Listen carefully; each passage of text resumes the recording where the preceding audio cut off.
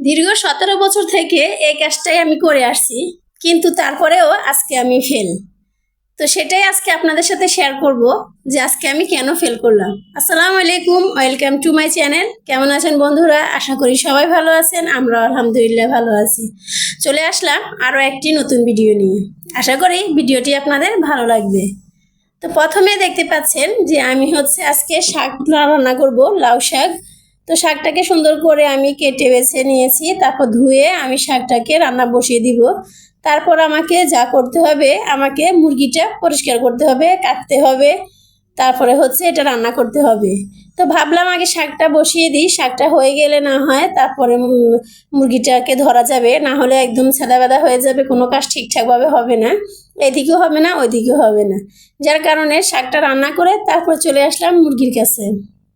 তো দেখতে পাচ্ছেন মাশাআল্লাহ মুরগিটা অন্তত পক্ষে 4 থেকে 5 কেজি ওজন হবে। তো এরকমই হয়, দেখা যায় সচরাচর।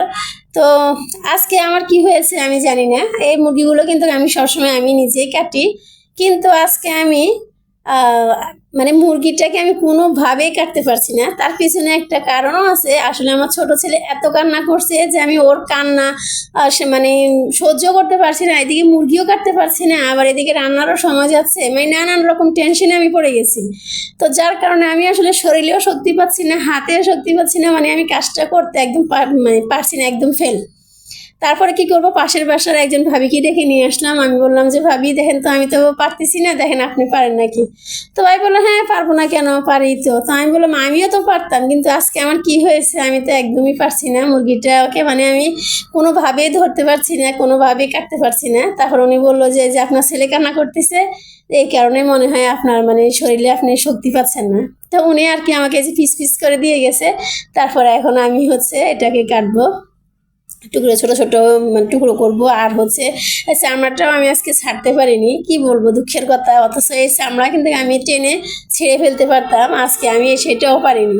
তো উনি আমাকে কিছু মানে পিস পিস করে দিয়ে যাওয়ার কারণে আমার কিছুটা সুবিধা হয়েছে। এখন আমি এটাকে আস্তে আস্তে ছিলে কেটে তারপর পরিষ্কার করে নিব আর কি। তো এই যে দেখতে পাচ্ছেন এখানে আবার ফেল মারলাম, আবার এটা খুব দিয়েছি এত জোরে যে কাঠের মধ্যে আমার দাটা একদম আটকে গেছে।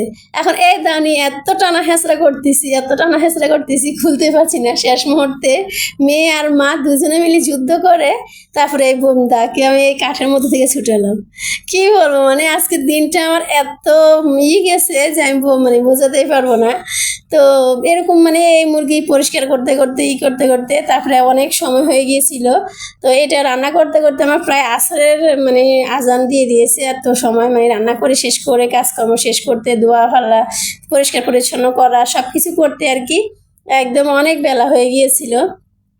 তো এর মধ্যে আমি শাকভাজি আর অন্য একটা তরকারি ছিল, যেটা দিয়ে আমার হাজব্যান্ডকে খাবার দিয়ে দিয়েছি, না হলে তো আবার ওনাকেও মানে না খাইয়ে আজকে রাখতে হতো।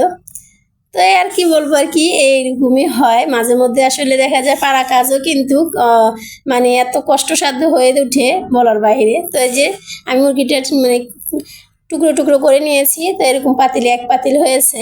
আর এখানে আমি এখন গলার যে হাড়গুলো আছে এগুলো পরিষ্কার করে নিব। আর ওই দিন যে কবুতর জবা করেছিলাম, সেই কবুতরে কয়েকটা পাখনা আমি রেখে দিয়েছি, কারণ এই গলার ভিতরে একটা রগ থাকে সাদা, ওই রগটা ফেলানোর জন্য দেখা যায় তেমন কিছু পাওয়া যায় না, যেহেতু অনেক মোটা হয় এই মানে গলাগুলো, যার কারণে চিকন কিছু দিলে পরিষ্কার হয় না।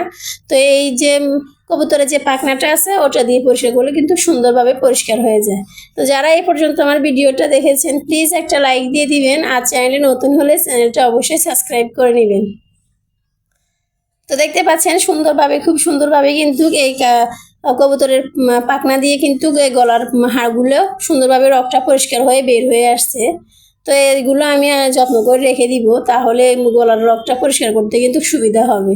তো এইভাবে করে আপনারাও রেখে দিতে পারেন। এরকম মুরগির বলেন, তারপরে কবুতরের বলেন, এরকম পাখনা থাকলে এগুলো রেখে দিবেন, তাহলে মুরগি, হাঁস মুরগির গলা এগুলো পরিষ্কার করতে সুবিধা হবে। এই কাজটা শেষ করে তারপরে আমি একটা ডিশের মধ্যে মুরগির মাংসগুলো সব ঢেলে নিয়েছি। এখানে যেগুলো রান্না করব কিছু রেখে, আর আর যেগুলো থাকবে ওগুলোকে প্যাকেট করে তারপরে আমি ফ্রিজে রেখে দিব, যার কারণে এখন এখানে ঢেলে নিয়েছি। আর এই যে রানটা, এটা আমাদের মেজো ছেলের জন্য। ও যখন রান্না কাটতেছিলাম তখন ও কান্না শুরু করছে যে অনেকদিন ধরে আমি এত বড় রান খাই না, তুমি রানটা কাটবা না।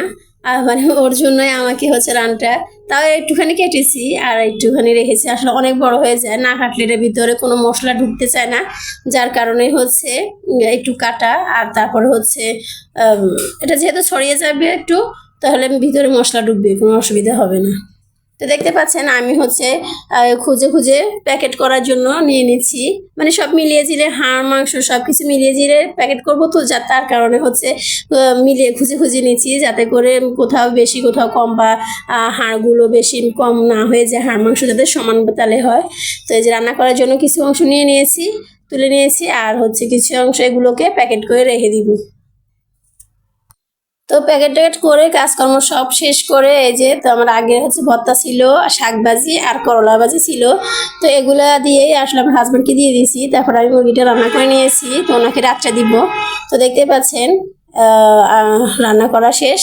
তো এখন আমি খাইনি, আমার মেয়ে খাইনি, তো আমরা এখন ভাত খেয়ে নিব। তো সবাই ভালো থাকবেন, সুস্থ থাকবেন, আল্লাহ হাফেজ, আসসালামু আলাইকুম।